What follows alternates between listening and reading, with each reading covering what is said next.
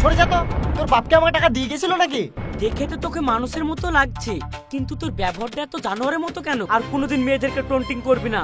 তোর এত বড় আসপদ্দা, তুই আমাকে কান ধরতে বলিস? সব কটা লোককে ডুপ্লিসিটি করে দাম কম দিচ্ছে জানো, আমি কি হাতে না হাতে ধরে দিলাম। ছি ছি, তুমি করেছো কি গো? কে রে তুই? আমার গায়ে হাত দিয়ে তোকে সাহস কে দিল? আপনাকে অনেকদিন ধরে একটা কথা বলবো ভাবছি, কিন্তু বলা হচ্ছে না। ঠিক আছে বলো। কি রে, তুই নাকি আজমিরাকে বিয়ে করবি? বিয়ে করবো কি তা জানি না, তবে আজমিরা আমাকে মনে মনে অনেক ভালোবাসে। দেখছেন ভাই, ওর এত বড় আসপদ্দা, আপনার মুখের উপরে বলছে ভাবি ওকে ভালোবাসে। মেরে মুখ ভেঙে দেন স্যালার।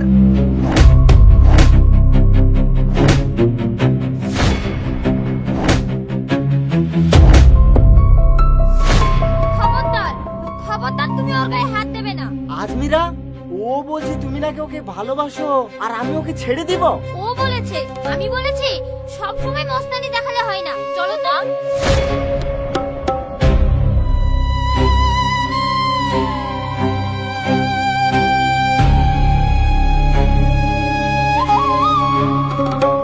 বাপ কষ্ট পেও না, তুমি যে কি খুঁজছো আর কেনই বা এভাবে বেড়াচ্ছ, একমাত্র আমি জানি। তোমার আব্বা খুব ভালো লোক ছিল গো, এই গ্রামের মানুষ তাকে গ্রামে থাকতে দেয়নি, সবাই মিলে তাকে গ্রাম ছাড়া করেছিল। আমাদের তখন সাহস হয়নি ওই মোড়লের ওপর দিয়ে কথা বলার। তুমি আর মন খারাপ করো না বাপ, সময় আসুক সব ঠিক হয়ে যাবে।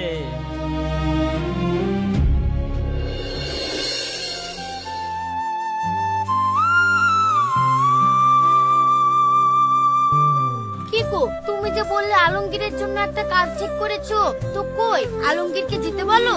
আজকেও তো লোকের হাতে মার খেয়ে এসেছে, আমি এইভাবে আর সহ্য করতে পারছি না। আলমগীর, এ আলমগীর, হ্যাঁ মামা বলো। ওই মধুপুরে কয়লা ভাটায় আমার একটা বন্ধু আছে, আমি তোর কাজের ব্যাপারে ওকে বলেছি, তাড়াতাড়ি যা। আর কতদিন এইভাবে বেকার বেকার ঘুরবি? দেখা ও তোর একটা কাজের ব্যবস্থা করে দিবে, ও আমার খুব কাছের বন্ধু। ওখানে গিয়ে আবার আমার মান সম্মান ডুবাসনি, এটা বলে দিলাম। ঠিক আছে মামা।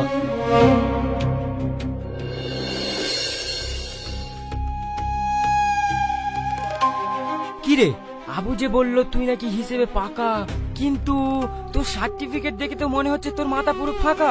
কি করে বুঝলেন আমার মাথা ফাঁকা? হিসাব পারবো না মানে? সে কত পারবি, তোর কোয়ালিফিকেশন দেখেই তো বুঝতে পারছি। আমার এখানে রোজ লাখ লাখ টাকার হিসাব হয়, বুঝতে পারলি? তোর মতো ছেলের দ্বারা এসব কাজ সম্ভব নয়। স্যার, হিসাব দুই রকমের হয়, বুঝতে পারলেন? একটা খাতার হিসাব আর একটা হকের হিসাব। খাতার হিসাব যে কেউ শিখে নিতে পারে, কিন্তু হকের হিসাব শেখানো যায় না, ওটা বুকের ভিতর থাকতে হয়। আমার আল্লাহর রহমতে দুটোই আছে। শোন, তোর মুখে এত বড় বড় কথা মানাচ্ছে না। তোর কি কাজের কোনো অভিজ্ঞতা আছে সেটা বল। স্যার, পুকুরে না নামলে কেউ কি বুঝতে পারবে ছেলেটা ডুববে না ভাসবে? সবাই যদি বলে আগে সাঁতার শিখে আয় তারপরে পানিতে নামবি, তাহলে তো জীবনে কেউ সাঁতার শিখতে পারতো না। একবার পানিতে নামান, তারপরেই দেখবেন ডুবি না ভাসি। আচ্ছা, মুখে তো বেশ ভালোই পারিস, কাজে পারিস বা না পারিস মুখের জোর তো কম না। সামিউল যে কাঠ গুনে এনেছে, ওই কাঠ গুনে 600 টাকা মন হলে 12 মন কাঠের দাম কত হবে বলতো? 7,680 টাকা। তবে হিসাবটা একটু বাড়বে। পারবে মানে? এই দেখেন, সবাই দেখেন আপনারা, তলায় গর্ত করে কতখানা সীসা ভরা আছে। 5 কেজি গায়ে লেখা, তবে ওজনে প্রায় 7 কেজি হয়ে যাচ্ছে। মানে এখানে যতজন কাঠ দিচ্ছে ওজনে তার থেকে বেশি হচ্ছে। চাচা, আপনার 12 মন কাঠ আসলে ওজনে হচ্ছে 13.5 মন। আরে সর্বনাশ, তাই তো বাপ, তুমি ঠিকই তো বলেছ, এভাবে আমরা কোনদিন হিসাব করে দেখিনি। চল সব, এখানে আমরা আর কাট দিব না। তোর সাহস তো কম না, তুই আমার কাছে চাকরি করতে এসে চাকরি তো দূরে থাকলো, তুই আমার ব্যবসা নষ্ট করে দিচ্ছিস। সরে যা আমার চোখের সামনে থেকে। চলে তো আমি যাবই, তবে এই বাটখারাটা আমার কাছে থাক, না হলে আপনি যে কত মানুষকে ঠকাবেন সে আল্লাহ মালিকই জানে।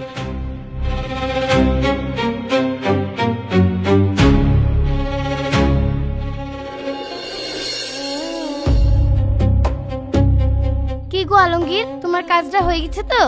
কাজ কাজ হয়নি, তবে চোর ধরা পড়ে গেছে। চোর ধরা পড়ে গেছে বলতে? আর বলো না মামি, ওই যে কয়লার আড়তে গেলাম, ওই কয়লার আড়তে মহাজনকে যেই কটা লোককে কাট দিচ্ছে, ওই বাটখারাতে সীসা লাগিয়ে সব কটা লোককে ডুপ্লিসিটি করে দাম কম দিচ্ছে জানো, আমি গিয়ে হাতে না হাতে ধরে দিলাম। ছি ছি, তুমি করেছি কি গো? তোমাকে সেখানে পাঠালাম কাজের জন্য, আর তুমি সেখানেও একটা ঝামেলা পাকিয়ে দিয়ে চলে এসছো। থামো, তোমার মামা আসুক। আরে মামি,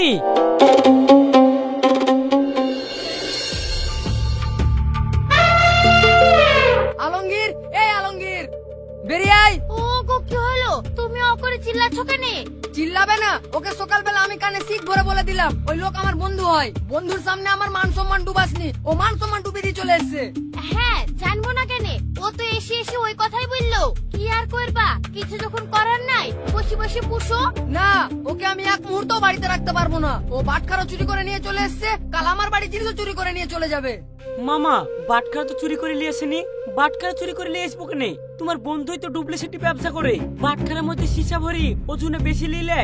সে কম দেয় বেশি দেয় তোর জেনে কি দরকার? তোকে সেখানে কাজ করতে পাঠালাম, তুই কাজ করে চলে আসবি। তুই তার জিনিস কেন চুরি করে নিয়ে এসছিস? আর নিয়ে এসছিস আবার আমাকেই জ্ঞান দিয়েছিস। না মামা, আমি চুরি করে কেন আনবো? আমি তোকে বলেই নিয়ে এসেছি।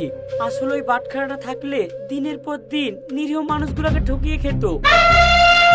তোকে বেশি জ্ঞান দিতে হবে না, ও আমার ছোটবেলাকার বন্ধু, তুই জানিস। তাড়াতাড়ি যা, বাটখারাটা ঘুরিয়ে দিয়ে গা। মামা, বাটখারা তো আমি দিবই, তবে একটা শর্তে। গ্রামবাসীদের সামনে ও বলবে যে ও ভুল করেছে, তারপরে আমি এই বাটখারা আমি ফেরত দেবো, নচেত আমি ফেরত দেবো না। এ আলমগীর, তুমি কি জীবনে শুধরাবা না? নিজের পেটের ভাত জোগাড় করতে পারো না, তুমি আবার বিচার করতে যাচ্ছ গোটা গায়ের লোকে। আমি নিজের পেটের ভাত জোগাড় করতে পারি না সেটা আলাদা ব্যাপার, কিন্তু হক আদায় করলে ঘুমটা ভালো হয়। কাজের বেলায় নাই, কথার বেলায় আছে। শিগগির বাটখারা ঘুরে দাও সুগা, এই আমি বলে দিলাম, নাহলে তোমাকে বাড়িতেই থাকতে দেবো না। যা, ঘুরিয়ে দিয়ে গা।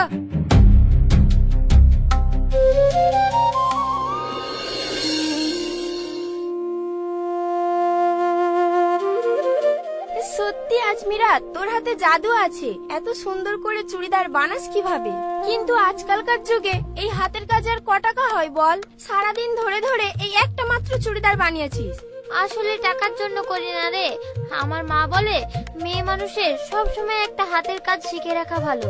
আর তাছাড়া আমি এমনিতেও ছোট থেকে সেলাই করতে অনেক ভালোবাসি। এই দেখ না, টুকটাক কাজ করি বলে অন্তত মায়ের কাছে তো টাকা পয়সার জন্য হাত পাততে হয় না।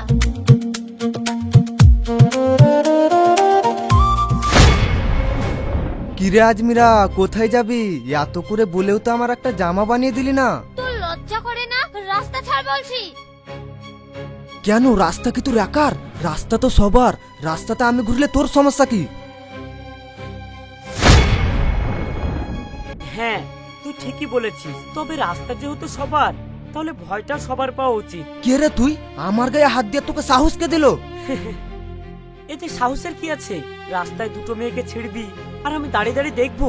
কান ধর শিগগিরি, কান ধরে উঠবাস কর আর বল ভুল হয়ে গেছে, আর কোনোদিন মেয়েদেরকে টন্টিং করবি না। তোর এত বড় আসপদ্দা, তুই আমাকে কান ধরতে বলিস?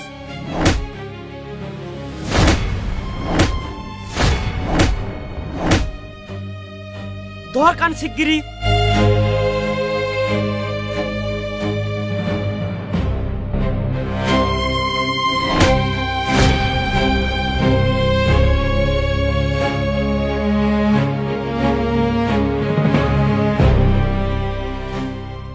মনীষা, এই ছেলেটা কে রে?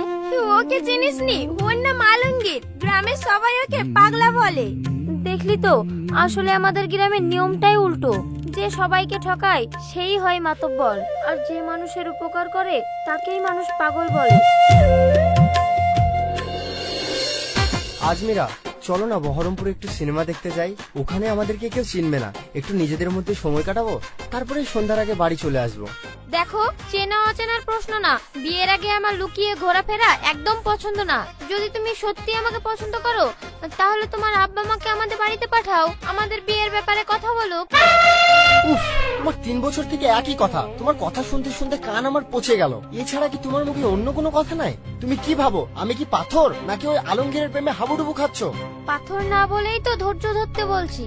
জানো তো, যে সম্পর্ক বেশি তাড়াহুড়ো থাকে সেই সম্পর্ক সঠিক সম্পর্ক নয়। আর কথায় কথায় তুমি আলমগীরের কথা কেন টেনে নিয়ে আসো? আমি কি বলেছি যে আমি আলমগীরকে ভালোবাসি?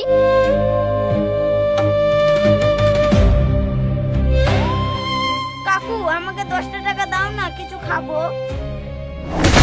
সরে যা তো, তোর বাপকে আমার টাকা দিয়ে গেছিল নাকি?